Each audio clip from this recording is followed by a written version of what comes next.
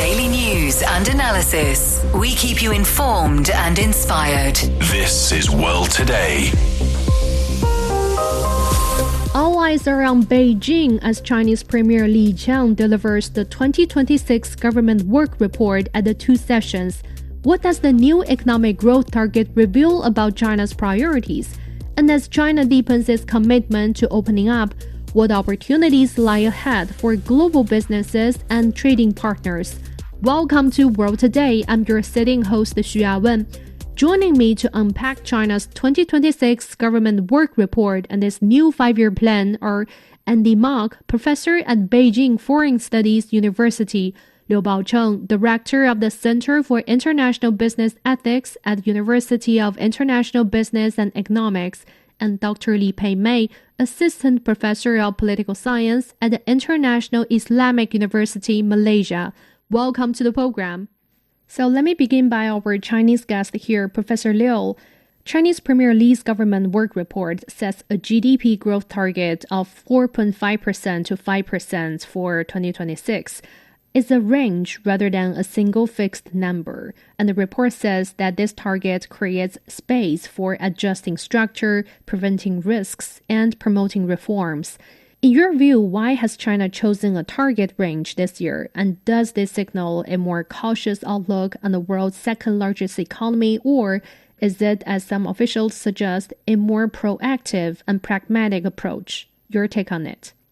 I think it's no longer a unique approach for this year because we have already adapted to such a situation where the government report will offer more of the blueprint rather than very rigid the quantitative figures. So the same applies to the GDP growth target.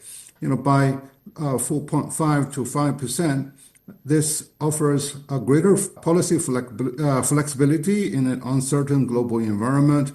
Now that is marked by geopolitical tensions, weak external demand, and more importantly, it reflects China's shift from the rigid numerical figures to the quality-oriented growth management, which allows more room to be more adaptive to specific industries, to specific local government conditions. So this really does offers a balanced approach with more room for structural reform, including technological upgrading, green transition, and also debt control. Therefore, after all, it is really the confidence of the Chinese policymakers to make sure that China will move forward with high-quality development with sufficient resilience to remain with a stable growth corridor. So the number, the target is not just about the number itself. It's about buying policy space to focus on the quality and structure of growth. Then, Andy, I think that brings us to the core question here. If we're growing at this pace, what's the primary engine driving that growth? We see in the report, it says that in a complex and severe external environment, China must persist in the strategic basis of expanding domestic demand. And it also calls for closely integrating benefiting people's livelihoods with boosting consumption and also investing in physical projects with investing in people. So here are two questions, and I'm going to ask you one by one. The first will be, why building a strong domestic market has become the absolute cornerstone for achieving that 4.5% to 5% growth target? Sure. Well, so Yawen, I think first of all, I think what we're really talking about here is China's dual circulation strategy. So where the first wheel is really domestic, and ultimately, because we know that the role of government policies is to improve the livelihoods of its citizens. And while consumption is, of course, a very important way to track that, it is not the only way. So first, let me make that point. And then when we think about strengthening China's economy from a structural perspective in a very uncertain world, obviously, when you can increase different sources of domestic demand, you reduce the likelihood of exogenous shocks disrupting your economic growth plans. So I think that's the first point. The second thing, though, I do want to mention that I think is very important and sometimes not completely understood, especially in Western commentary about this objective, is that there's a widely held view that China's consumption is far, far lower than it should be. And I think that while we will certainly see improvements in consumption, especially amongst targeted groups in China, say lower income groups, older citizens, et cetera, that absolutely will happen. We look at China's consumption as a percentage of total GDP is about, 40%, and it's often compared to the US's 70% as a criticism. But I want to make a very, very important point here, Yawen. Even though economists use purchasing power parity to adjust for differences in economies around the world, for China, that PPP multiple is only about 1.9 to 2. But when we actually look at some detailed examples, and let me give you one. I recently went with a friend to go to the hospital. She had to do something called an upper GI endoscopy. So this is basically sticking a tube down your throat to see, is your esophagus, is your stomach okay? Now, in China, it was about the equivalent of $30 US for this procedure. In the US, it can be $1,000 to perhaps more than $3,000. So here we're looking at a multiple of perhaps 100, up to 100, maybe more. The second example I would give you is airport transport. So from Beijing to the Beijing Capital Airport, there's a airport express, basically a high-speed train. It is about the equivalent of $4 US. That's about a quarter to what it compares to in other parts of the world, say London or et cetera. So I think we need to really understand this if we are to make, to have a more grounded in reality discussion about the state of consumption in China. So the point I would make here is, one, of course, I think there is room for improvement in the domestic economy through the dual circulation strategy of not just consumption, but strengthening manufacturing, distribution, and consumption, and in particular, the links between these three growth drivers. So I think we can certainly expect that in the years to come. We will see, of course, more support for consumption. But again, I would say it's very, very important to recognize that the state of consumption in China may not be as dire as many analysts or economists around the world believe it to be. Professor Liu, I want to hear your thoughts on this. Andy just gave two vivid examples of Chinese people's consumption in healthcare and in public transportation. As the government work report also mentions, investing in physical projects with investing in people. Could you elaborate on what does investing in people mean, and why is putting money into people's pockets considered as critical as putting money into infrastructure for China's economic development? Well, Andy provide a very convincing example of the consumption on one aspect, which is the daily expenditures. But on the other side, you also notice that the price for houses, for cars, particularly in these the metropolitan areas, are really comparable to that of the developed economies. So therefore, we need to have a more holistic picture about the diversity of the Chinese consumption pattern, consumption preferences, and also the type of provisions, both in goods and services, to our people. So right now, the end point is really to enliven people's livelihood, so as the end rather than as the mean. So economically and statistically, yes, you can read about the contribution of different growth drivers. More importantly, it is really how people can really have the sense of entitlement to their contribution. So that's how the Chinese government is really targeting towards. So instead of emptying people's pocket and reduce the savings rate, which really very well justified for individual households and also for individual persons. So right now, the target is really how to create an enabling environment to make people to be free of any worry of spending, because people do not really object to the point of consumption, but they have their own rational calculations with regard to their fiscal budget within the household.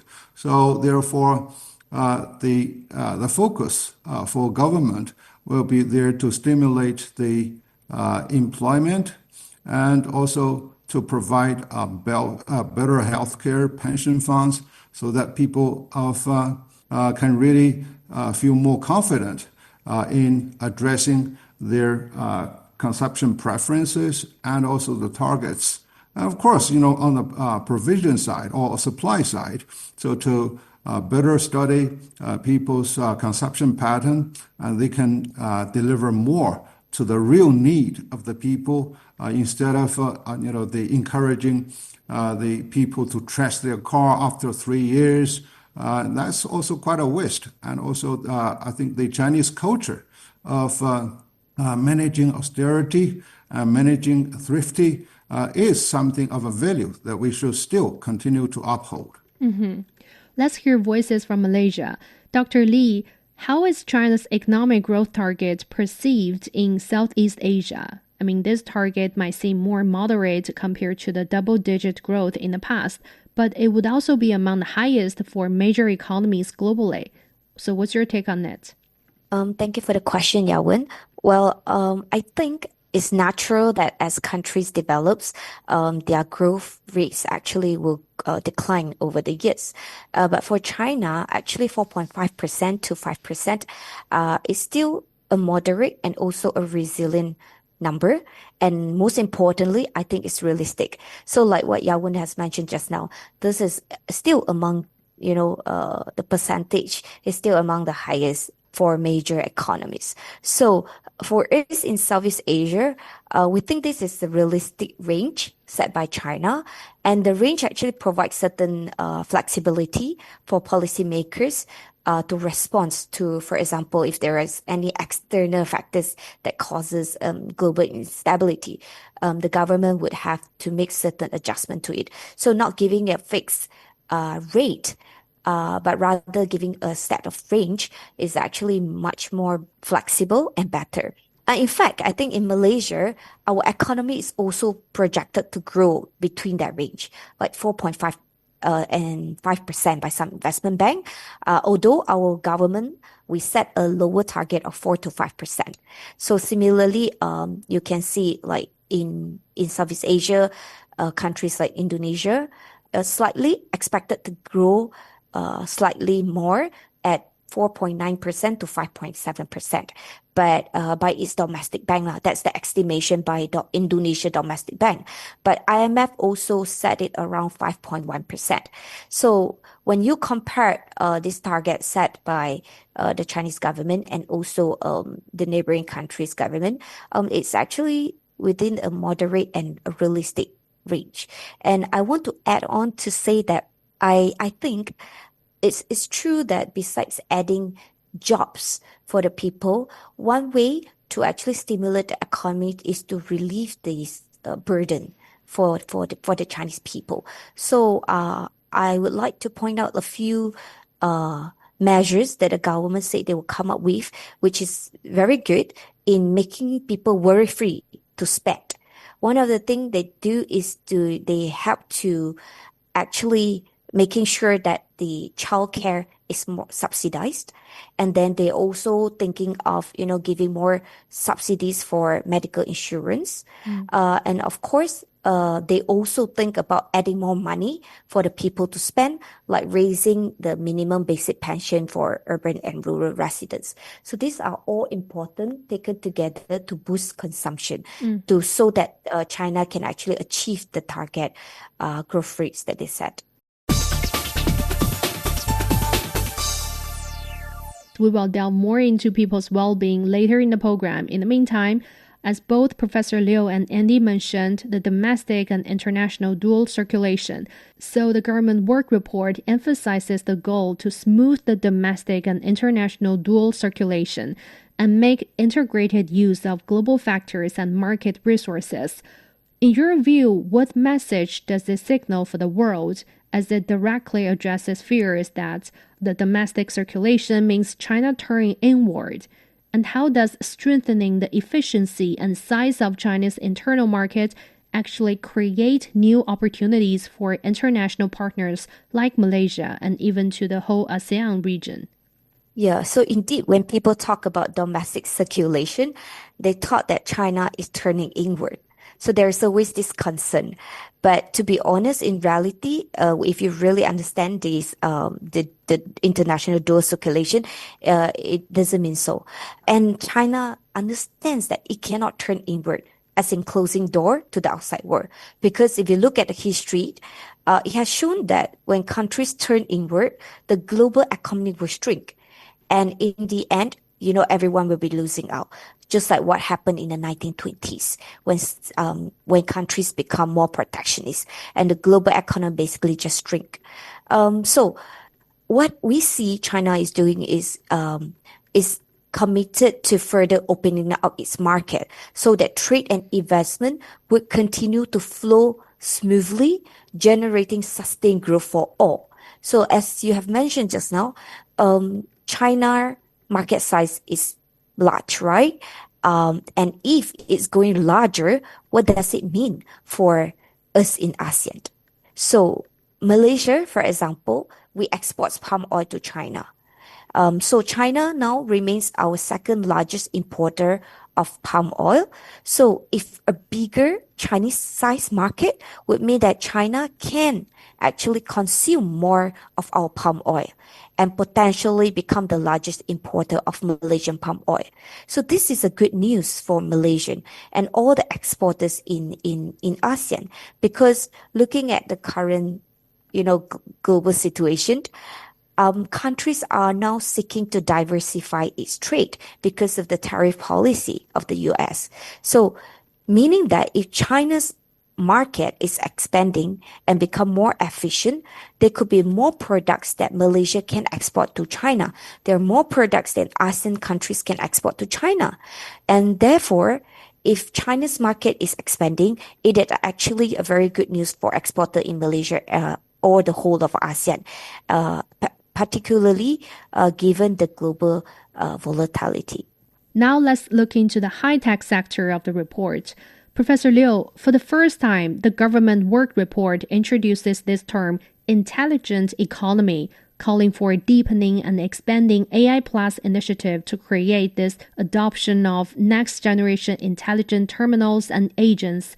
Meanwhile, Minister of Industry and Information Technology Li Baocheng elaborated on this vision.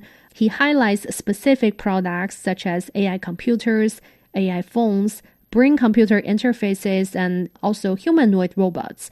Could you help us define what the intelligent economy actually means here? Is this simply a matter of more advanced technology, or does it represent a fundamental change in how economic activity is organized and value is created? I think that's a great question. The intelligent economy goes beyond simply technological upgrades. It represents a new stage of economic organization, both on the institutional level and also on the allocation of those resources. By introducing intelligence into the economy, it means that the digital technology will get across the industries, across individual households in their consumption pattern, and also more of the smart products and systems such as AI computers, AI phones, auto vehicles, the 5D type of movies can be available to people.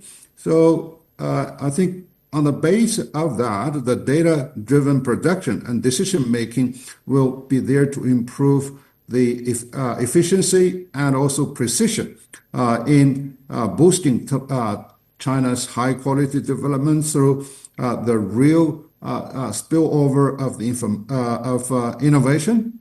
So in a way, a shift from digitization to intelligentization, where machines can really increasingly assist the autonomous performance of complex tasks.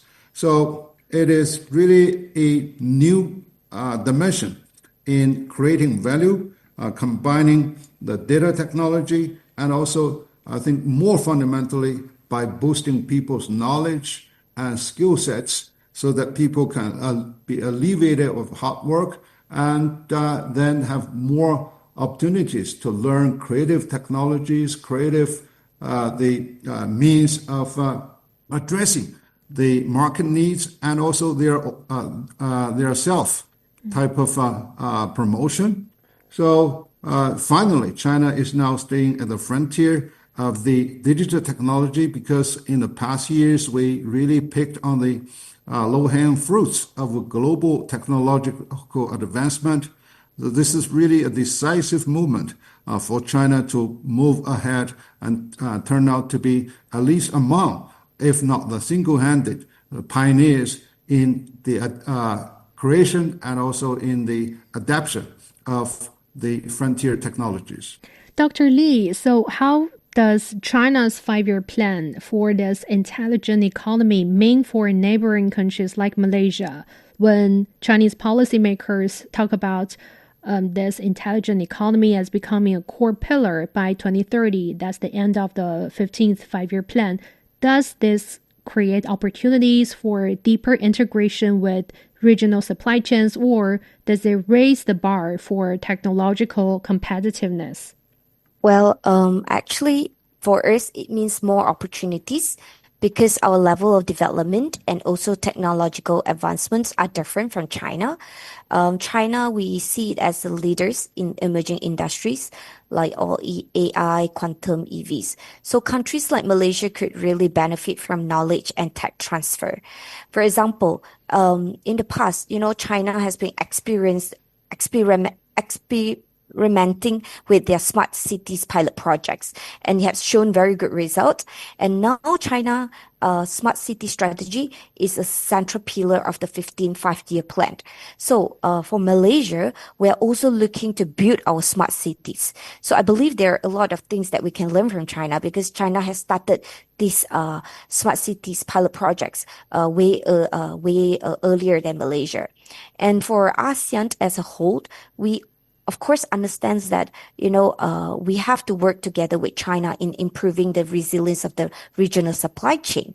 And when China is transitioning into the intelligent economy, it means more opportunity for us. And therefore, we took the decisions, ASEAN, to upgrade the China-ASEAN Free Trade Area, which places the digital economy as its center last year. So I would say that it's not necessary that we compete, but our economies can actually complement with one another if arrangements are being made, such as the ASEAN Free Trade Agreement with China.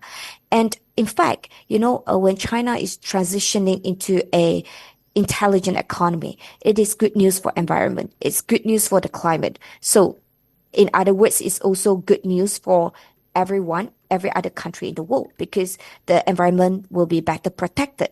So for example, smart manufacturing would actually save electricity because it's driven by data, automation and optimization. So therefore, saving electricity. And in fact, just now, Andy talked about how China is, understood that they needed a lot of energy for the data center, right? So that the AI can run smoothly. And China is not just using traditional, the fossil fuel to power it, but increasingly China is focusing on clean energy. So this is some of the lessons that, countries like in Malaysia, we can learn because we also are setting up data center here, we also want to be AI ready. So by looking at China, how they transitioning into the intelligent economy, we can learn and also benefit from it through cooperation. You've been listening to World Today. We've been talking about China's 2026 economic growth targets and the intelligent economy. Let's take a short break. When we come back, we will look into people's well-being and China's opening up measures and what it means for global businesses. Stay with us. Hello, my name is Alessandro Golombieski Teixeira. I'm a professor of public policy and management at Tsinghua University in Beijing. I am a great listener of The World Today.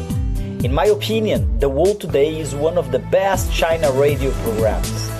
In The World Today, we can get the best news and analysis in what is happening now in the world. So please come to join us. Hello, I am Dr. Digby James Wren, a political analyst and international relations scholar specializing in China area studies. World Today offers unmatched in-depth perspectives on China's politics, economics, business, technology and society. World Today's team of reporters and contributors provides valuable information from all of the world's major economies. I hope you can join me on World Today for the very best insights and news from China, on China, and help to build a better understanding of China's role in the world today.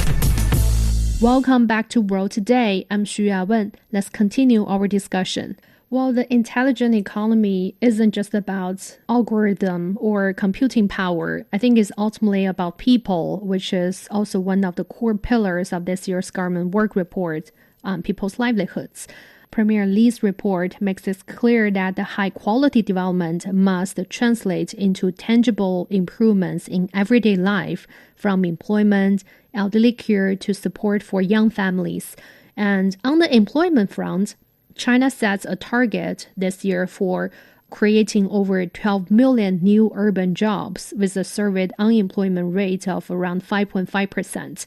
It also introduces measures to improve the mechanisms for promoting employment and entrepreneurship in response to AI development. Professor Liu, there is a global anxiety about AI replacing jobs. The government work report mentioned of adapting to AI in the job market is quite striking. So how do you interpret the government's strategy here? And what does the employment-friendly development look like in practice when one of your main goals is to also lead in AI?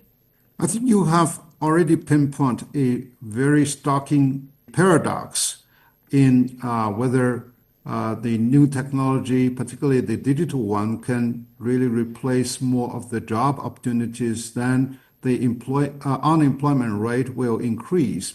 But the reason I say this is a misconception is that any technology can really assist people's efficiency and also the entitlement to their mastery of such sort of technology in the increased income and also better leisure time and better educational opportunities. So what China has been doing is that by applying those technologies both in industries, in the education, in healthcare, and in household management, it can really bring about the benefit of such a sort of technology instead of the reducing the job opportunities. And for that, we need to get better prepared that our education will be innovative enough to be able to equip our particularly younger generation with new skill sets, with new vision and new value in engaging with the society, both on economic front and also on a social cohesion. Second is that we need to create a inclusive environment in which the different level of adaptation to such a revolution in technology across regions, across different generations. And there is a specific gap that is there to be fulfilled by the application of such technology, for example, in dealing with Medicares, because we notice that in hospitals and clinics, people are really lining up, for such a sort of service, and with enabling of the digital technology, and people can really get better treatment and get better informed. And then the transparency is also being further enhanced by the usage of technology in the digital frontier. So all of which are there actually to aid the productivity and also entitlement of people. Actually, when people are alleviated more of the labor, both in computing and also in the manual work, and people have more opportunities to get better education, to get better leisure time. So this is really the sense of entitlement. So what is really needed is now we need to identify what are those areas that can be differentiated in terms of such sort of application. And also we need the educational reform to enable people to be more creative in using and also in the exploring new frontiers of such sort of technology. And now Chinese government is very much confident in boosting such digital inclusion. So therefore, it is more of a hope and confidence that is lying ahead instead of threat for unemployment. Andy, speaking of people's well-beings, Premier Li's government work report sets a few key targets to address this aging society in China. For instance, raising average life expectancy to 80 years, increasing the share of nursing-type beds in elderly care institutions to 73%. It also introduces a targeted consumer subsidy program for middle-aged and above disabled seniors.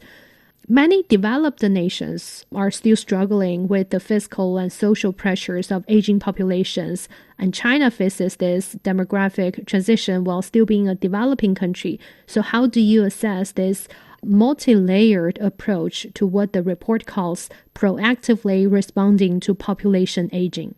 Well, Yawen, I think that, certainly China is facing this aging population phenomenon in a very significant way just because of the size of the population.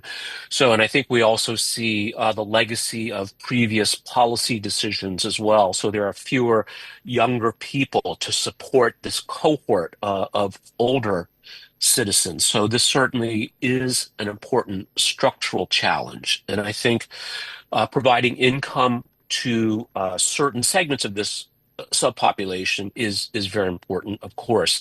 But I think also the Chinese approach is one holistic, and technology, particularly so-called embodied AI, I think will play a very important part of this. So I think that's one part of the solution. I would say philosophically, the other big difference that I can see in how China approaches these problems as contrasted with perhaps some other countries is that it's not only very pragmatic, but there's also a level of consideration. And what I mean here is we look at some of the policies around digitization. So, of course, we know in China today, everyone relies on their apps, for payment, for booking train tickets, et cetera. But many older people are not familiar with, not comfortable with this new way of interacting with the world. And what China's very deliberately done is, created features on applications that are specifically targeted towards older people. And you look at, if you go to, say, a Chinese hospital, it is also very, very automated and digitized, but at the same time, they have perhaps what I would call ambassadors, right? So humans standing by these machines where you scan your ID card, you make an appointment with a doctor, you pay for your lab test, you have your lab test printed out, et cetera, to assist anyone. But I think in particular, older people who, again, might not be comfortable or familiar with this. So I think, the way I might contrast how China is approaching a problem of enormous problem, I would say, a situation, because it does present opportunities as well of enormous magnitude. I think is policy, technology, and perhaps for lack of a better word, heart, or a certain personal consideration and empathy for this growing population. Let me add one point, Yawen. Yes, please. That I think there is a perceptual issue. Right now, when Chinese life expectancy is expanding on a very steady basis, to push people to have retirement, when they are 50 for women, 55 for women, 60 for men, is something that we need to really reconsider the consequence of it, because right now, most of the perception is that these people, we are talking about 300 million people, are really economic burdens. Actually, there are a lot more, quote unquote, that can be recycled to contribute to economic growth and also for social stability. So technically, I was born in 1963. I've already retired, but even by Karl Marx, that work is really the ultimate source of meaning to life. So how we can really create a sort of environment in which people who are able and willing to work and they continue to engage with economic, social, and even political opportunities. So this is something we really need to reconsider the situation. If you look at many of those OECD countries, they have already eliminated the compulsory age of retirement, in which the employers and employees can really have a free the contract in engaging the existing work or creative work. And so therefore the other considerations are how to mobilize the senior people to engage with more of the social work, for example, to set up the NGOs to provide more to compensate some of the deficiencies of political or government management in the community level. So this is something we also need more of an innovative approach instead of focusing merely on technologies and also in providing catering or care to those senior people. So they have a lot more residual value that can be unfolded to support our economic growth and also our social resilience. That's a very good point, Professor. Were you re-employed after retirement? Because you're still working now, right, as a professor at the university?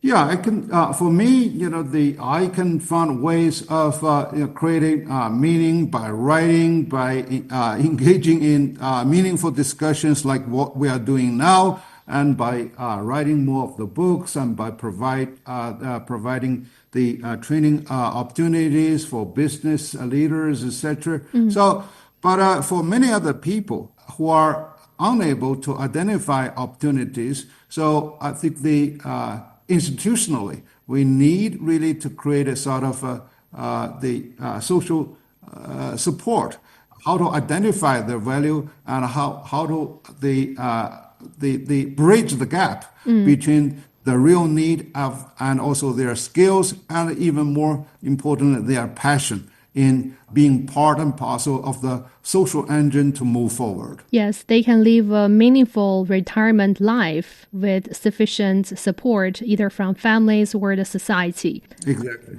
Dr. Li, let me come to you now. So we have noticed that the report doesn't treat aging in isolation. It pairs it with what policymakers call one old, one young services, and mentions strengthening housing support for first marriage and first birth families, improving housing conditions for multi-child families, and deepening pilot programs for childcare service subsidies to develop affordable childcare.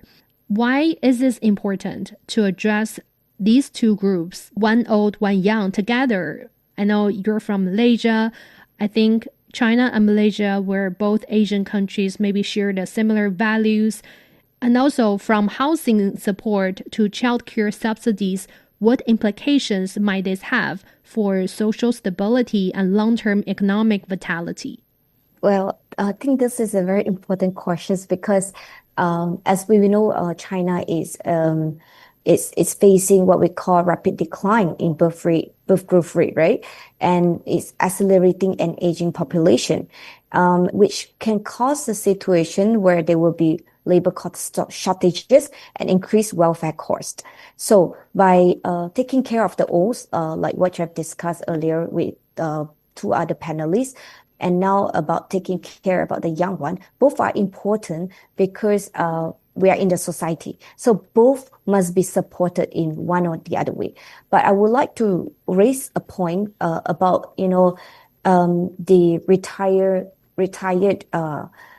retirees. Actually, for China, they also think that this retiree or the seniors, they can actually contribute to the economy in other ways. So they are thinking about, making silver economy as a top priority for China, where it can actually help to drive growth, meaning that, the elderly, they actually need more services just beyond the basic one like food and housing. They will also need leisure, entertainment. They will also need medical devices or even robots to take care of them. So then they actually can contribute in some meaningful way to the economy. And on the other hand, you have this the young ones, which is those the measures to boost the birth rate. So I think what is important is that we understand that the cost of raising a child in China is very costly, and that's the reason why there are more people or more couples that decide not to actually have a baby, even though they're married. So in here, the government has come up with finding affordable and reliable childcare services for the parents, so that the parents, they can continue to work, and also, directly solving the issue of, not enough workers in the market. If, for example, a mother can work because the self-care services are abundant, affordable, and reliable, so definitely the mother would continue to work. But if, for example, if you have a baby and then, you can't find affordable childcare services, most often, the mother would decide to stay home. So I think what Chinese government is trying to do is to have the integrated childcare kindergarten services, meaning that hoping to get that very close either to their home or close to their workplace so that the parents can continue work at peace. But I will also want to add on that, besides all these measures like subsidized childcare services and integrated childcare kindergarten services, one of the things that I think Chinese government can do based on Malaysia's lesson is that they could also consider making sure the facilities are baby friendly in all parts of China. For example, more baby changing room, nursing room should be built not only in shopping malls, but also metro stations, rest areas in expressway, parks and scenic areas, just to make people feel more convenient to have babies, especially for traveling parents when they're traveling with their small kids. If the whole environment is like more baby friendly, I think it will help to boost the birth rate, apart from all the measures government has. I think the first and second tier cities here in China are already adopting those baby-friendly measures. You can see at public bathrooms where they have specific room for babies to change diapers. But maybe in other smaller cities, they need to work on that. And now let's shift the gears to the final segment of our today's program, China's opening up. Professor Liu, let me come to you now.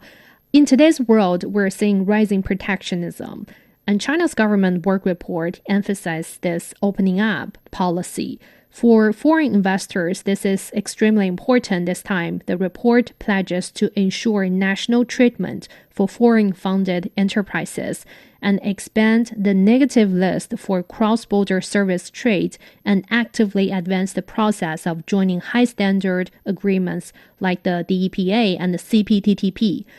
So help us understand what's the tangible difference between this institutional opening up and the previous opening up based on the policy incentives, and also what does it mean for the predictability and fairness of the business environment in China? Yes, China, along its history, has the benefit of opening with the rest of the world and also having hard lesson or even humiliation gathered through through the closed door.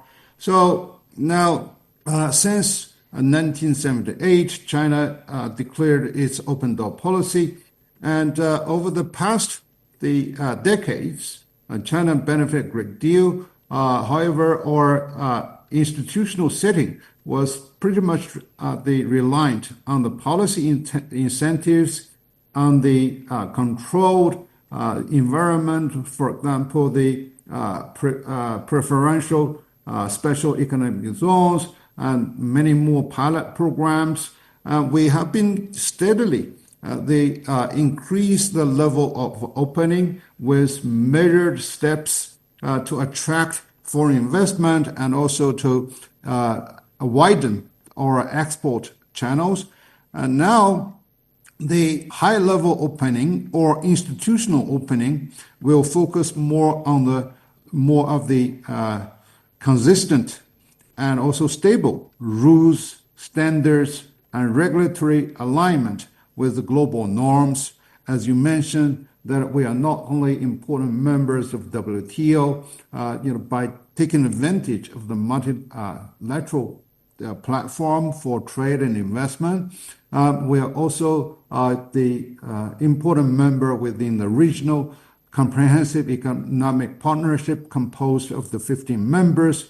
We have been actively seeking our membership with CPTPP and also with the DEPA, Digital Economic Partnership. So this means that China, through lessons and the successes, we learned that only by participating on a larger platform for global engagement, we are able to have access to the leading technologies. We are able to add value to our exports, and also by hosting more than 1 million foreign companies that are there parked with China. And we also encourage virtuous competition among both domestic and international firms within China.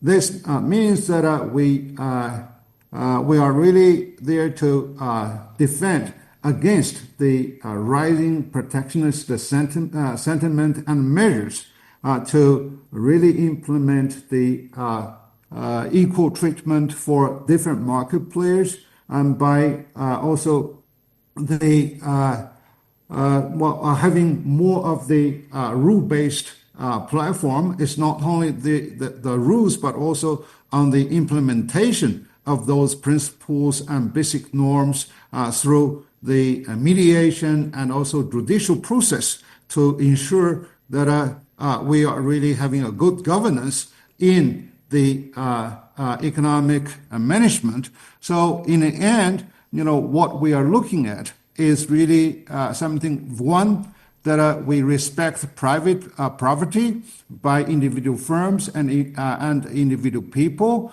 both for their tangible assets and also for their intellectual property rights. Second, we are there to provide the equal treatment to different market players, be it private one, the state-owned ones, or foreign ones. And third is that we are aiming at creating a better level playing fields for people, for different market players to compete and cooperate. But in the end, it is really the internationalized, the rule-based, the platform that's there to give people a high level of predictability and also guarantee to engage into legitimate economic activities and also harvest their economic contributions through the market mechanism. Andy, the report specifically mentions expanding pilot programs in value-added telecommunications, biotechnology, and wholly foreign-owned hospitals. It also talks about creating Invest in China brand, and these are very concrete openings. So why these sectors, the telecoms, biotech, and healthcare markets? And how does this reflect a shift in confidence, moving from protecting domestic industries to integrating them into global competition to make them stronger? Well, yeah, when I think first of all, these are very important strategic sectors, and I think they have definitely reached a level of maturity.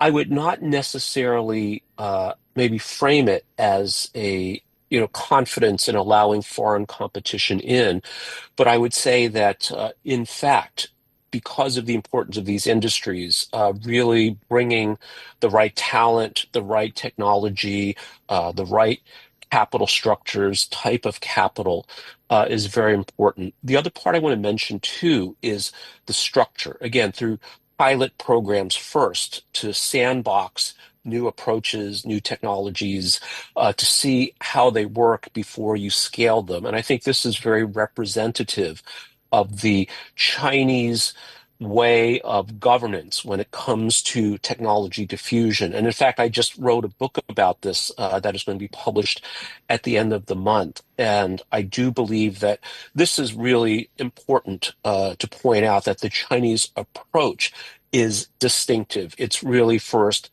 not only making specific articulating specific objectives, but making sure that they are achievable. The resources are in place, the parties that are participating are aligned, and then there is a very clear feedback loop to make sure that any mistakes that are made, any misunderstandings that happen can be quickly identified and appropriate action can be taken. And lastly, Dr. Li, the report also mentions high-quality Belt and Road cooperation, moving beyond major infrastructure to include small yet smart livelihood projects and emerging sectors.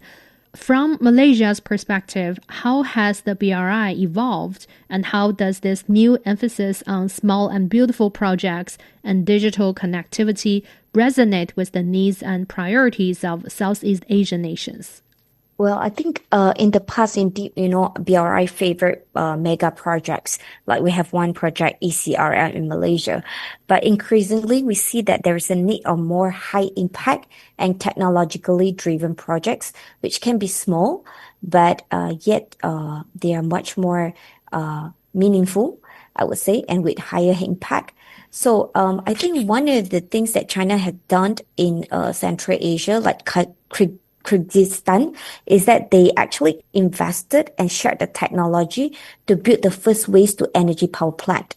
So this project, indeed, it has greater impact to the society because it helps the countries to actually optimize their resources and also protect the environment at alongside growth. So for Southeast Asian countries, we of course want to transition into a digital and smart economy. So China's emphasis on this high quality BRI cooperation would definitely benefit a lot. Like we want to build an AI cities. So BRI project that promotes AI adoption in Malaysia will serve our national interest really well. And in fact, when you have a smaller scale projects, it could actually avoid the host country from spending too much money on probably infrastructure project, which are mega scale, that can be something good for the host country because, in the past, BRI projects are associated with, high debt. So now, with the small yet smart projects, not only would help us to make more impact to the society, but also would help to lower down financial risk for the host country. As we have heard from our panelists today, China's 2026 government work report is more than just a set of annual targets. It's a strategic roadmap for the next 5 years, focused on high-quality, innovation-driven growth, shared prosperity, and the confident embrace of globalization. The 15th five-year plan is not just China's blueprint. Its implementation will shape economic and technological trends for the years to come. I'd like to thank our panelists for a truly insightful discussion. Andy Mok, professor at Beijing Foreign Studies University, Liu Baocheng, director of the Center for International Business Ethics at University of International Business and Economics, Dr. Pei May, assistant professor of political science at the International Islamic University, Malaysia. And thank you for listening to World Today. Bye for now. Welcome. I'm Elaf Elad, economics professor and member of the Data Science and AI Center at New York University, Shanghai.